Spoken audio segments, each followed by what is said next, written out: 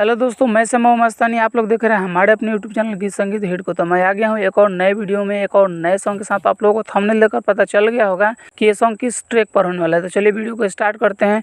उससे पहले कि आप लोगों ने हमारे अपने चैनल गीत संगीत हिट को सब्सक्राइब नहीं किया है तो कर लीजिएगा, और अपने लिए पर्सनल सॉन्ग लिखवाने के लिए हमारे दिए गए नंबर पर कॉल कीजिएगा। तो चलिए स्टार्ट करते हैं आज का वीडियो मुखड़ा के साथ। और रोवता दिलावा बेचारा हो, पागल बनी घूमे आवारा हो।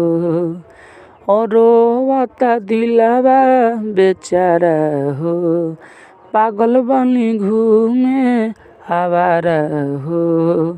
तरस न कहिलू ए जान हमार, कि निकले परान। अब से आ यार, कि कैलू बर्बाद। आवे तोहर याद, कि निकले परान। अब से आ यार, हमके कैलू बर्बाद। किया वे तोहर याद। तो ये था मुखड़ा। उम्मीद करते हैं कि आप लोगों को अच्छा लगा होगा। अगर अच्छा लगे तो एक लाइक ज़रूर कीजिएगा। तो चलिए चलते हैं अपने फर्स्ट अंतरे की तरफ। भूल नहीं पाई तो के याद बड़ी आवे, भीतर भीतर जान हमके तर पावे हो। भूल नहीं पाई तो के याद बड़ी आवे, भीतर भीतर जान हमके तर पावे। कि निकले परान, अब से आ यार, कि कैलू बर्बाद।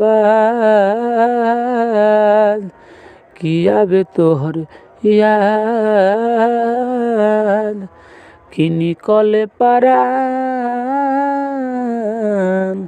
अब से आ यार,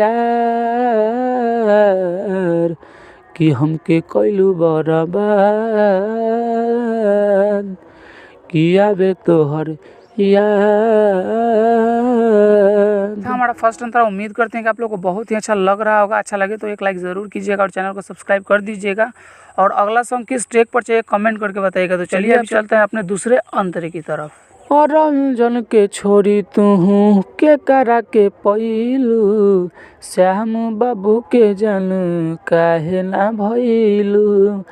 हाँ, रंजन के छोड़ी तू के करा के पैलू, श्याम बाबू के जन काहे ना भइलू। कि होई का हमार, कि भइनी खराब। कि कैलू बर्बाद। कि आवे तोहर याद, कि निकले परान। अब से आ यार, हमके कैलू बर्बाद। कि आवे तोहर याद, कि निकले परान। हम से आ यार, हमके कैलू बर्बाद। तो ये था हमारा पूरा सॉन्ग। अगर आप लोगों को अच्छा लगा होगा तो लाइक कर दीजिएगा, और ऐसे ही ढेर सारे सॉन्ग पाने के लिए हमारे यूट्यूब चैनल गीत संगीत हिट को सब्सक्राइब जरूर कर लीजिएगा। और आप अपने लिए पर्सनल सॉन्ग लिखवाना चाहते हैं तो हमारे दिए गए नंबर पर कॉल कीजिएगा। तो चलिए मैं जाते जाते यही कहूँगा कि गाइए और हिट हो जाइए। तब तक के लिए मिलते हैं किसी दूसरे वीडियो में किसी दूसरे सॉन्ग के साथ। तब तक के लिए नमस्कार।